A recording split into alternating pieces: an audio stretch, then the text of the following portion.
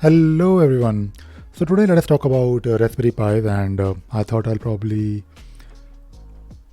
show this Raspberry Pi to you guys. Now I bought Raspberry Pis, or not Raspberry Pis, but my first one. I bought the first one when it came out, the very first model, and I was really excited about it because I was fascinated by this idea of single board, fully functional computer, and it is definitely awesome.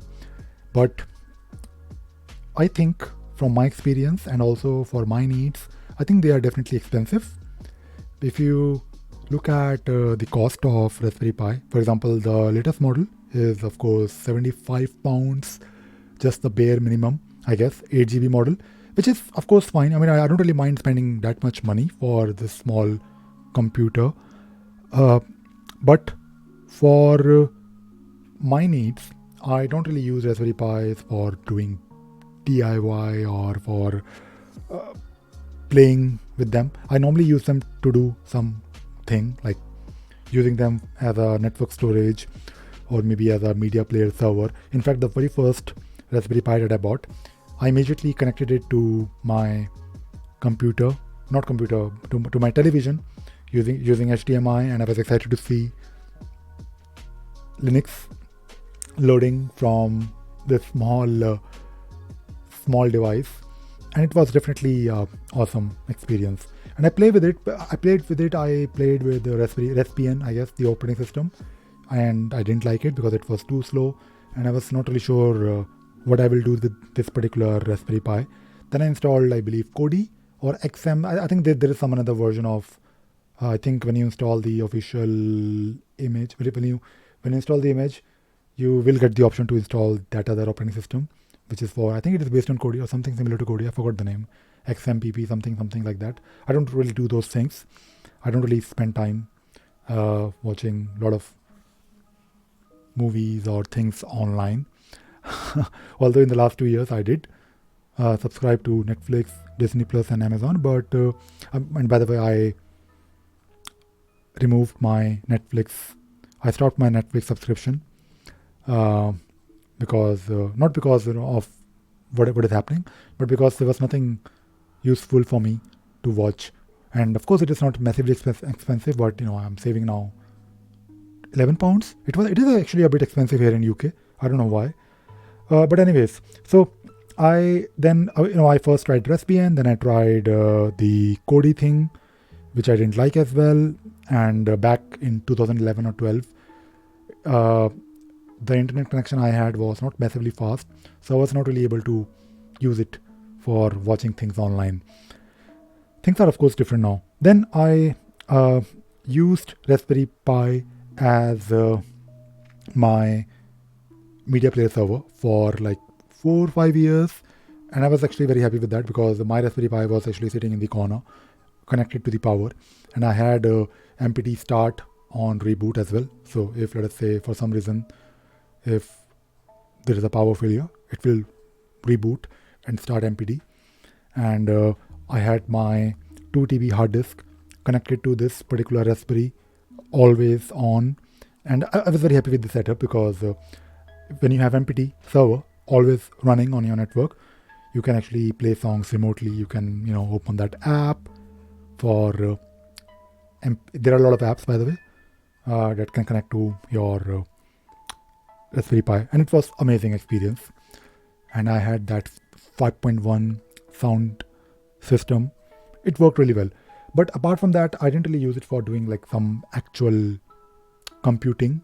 I mean, of course, when you're listening to songs, it is in a way doing some kind of computing. But I was not really using it for computing. I mean, like proper work. And I think if you're spending $75 for something this small, and of course, if you also add some cost for the peripherals, then let us say, and I'm talking about £75. Let us say £100, which is roughly, I don't know, 140, something. Let us say 100 something dollars, right? Let us talk about dollars. I think for this amount, you can actually purchase like a used i5 6th generation. I have 6th generation i5 CPU, with 8 GB DDR4. Yeah, I have DDR4. And you can buy a ThinkPad X220. I'm sure you can buy something like this, like my laptop, for within 100 and 150 pounds. And ThinkPads are wonderful. You can actually do a lot of work. You can, of course, ThinkPads are not really servers. You won't really be keeping them on all the time.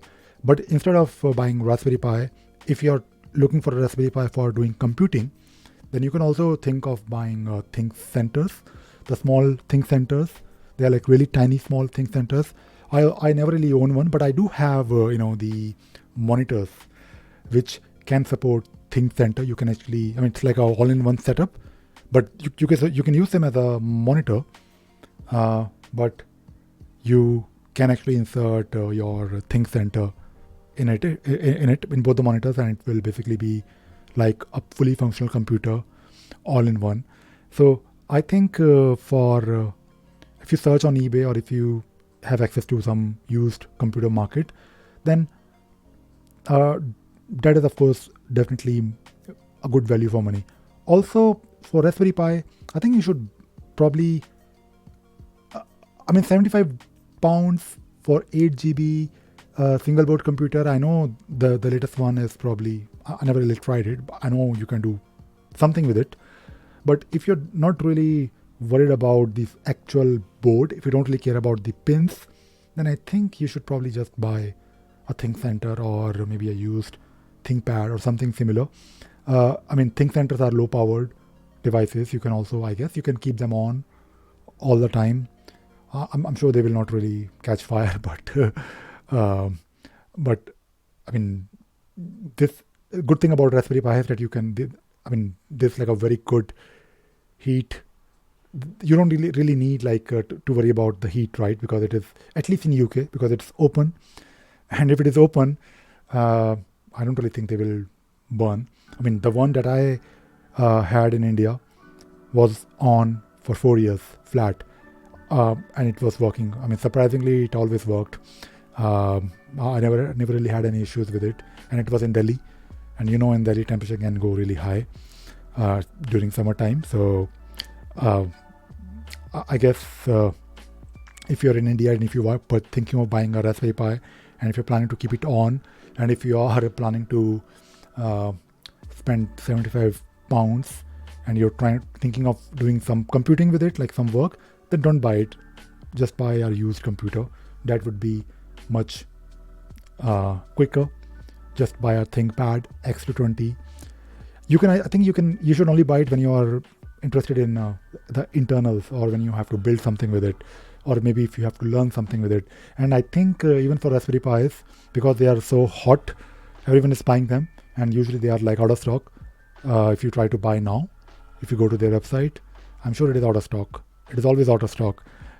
And maybe a used one, an old one, is probably a better choice. So that is all I wanted to talk about today. I'm not really saying that don't buy them. I think you should buy them if you really have to. And also, before buying it, you should think about what exactly you're going to do with it. Because I think that is where people get confused. They buy it because it looks cool.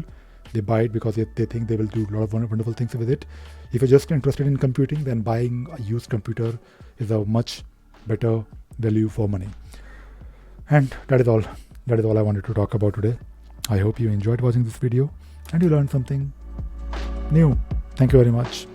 Bye bye.